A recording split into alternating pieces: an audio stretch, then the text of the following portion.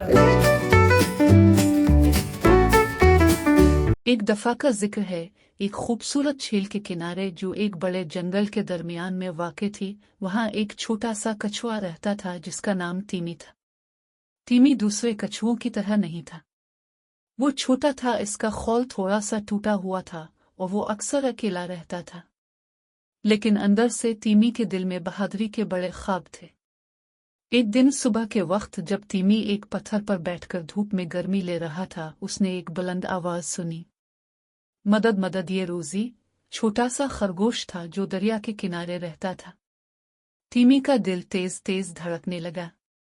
रोजी मुश्किल में थी। तीमी के दोस्तों ने इसे खबरदार किया, तुम बहुत छोटे हो तीमी, तुम उसकी मदद नहीं कर सकते। तीमी एक लम्हे के लिए रुक गया, ये सोचते हुए कि क्या करे। फिर उसने सोचा, मैं छोटा हूं लेकिन मैं फिर भी कोशिश कर सकता हूं। इसने जाना कि अगर उसने कुछ न किया तो रोजी को नुकसान हो सकता है।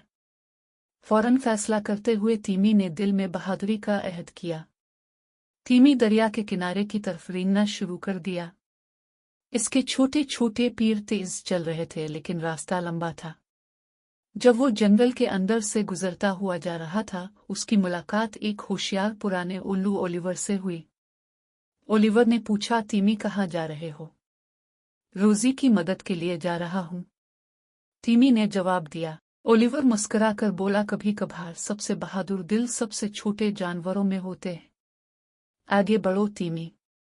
जब तीमी दरिया के किनारे पहुंचा, उसने रोजी को फिसले हुए चट्टान पर फंसे हुए देखा जो हरकत करने के काबिल नहीं थी। नीचे की कीचड़ वाली पानी बहुत गहरी थी, इसलिए वो छलांग नहीं लगा सकती थी। तीमी बरा करम, मदद करो, रोजी ने पुकारा। तीमी का दिल परेशानी से धड़क रहा था। वो नहीं जानता था कि क्या करे, लेकिन वो हिम्मत हारने वाला नहीं था।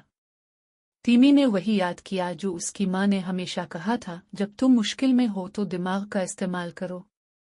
उसने अर्द गिर्द देखा और एक दरख्त की तरफ इशारा किया जिस पर एक लंबी और मजबूत शाख लटक रही थी। शायद ये मदद कर सकेगा, तीमी ने सोचा। तीमी आहिस्ता आहिस्ता दरख्त पर चढ़ा और अपनी पूरी ताकत लगाकर शाख को नीचे खींच लिया। वो इतनी नीची थी कि रोजी इसे पकड़ सकती थी। एक नरम सी धकेल के साथ रोजी पानी से बाहर निकल आए। शुक्रिया तीमी, रोजी ने खुशी से उछलते हुए कहा। तुम बहुत बहादुर हो, तीमी मुस्कुरा कर बोला, मैं खुश हूं कि मदद कर सका।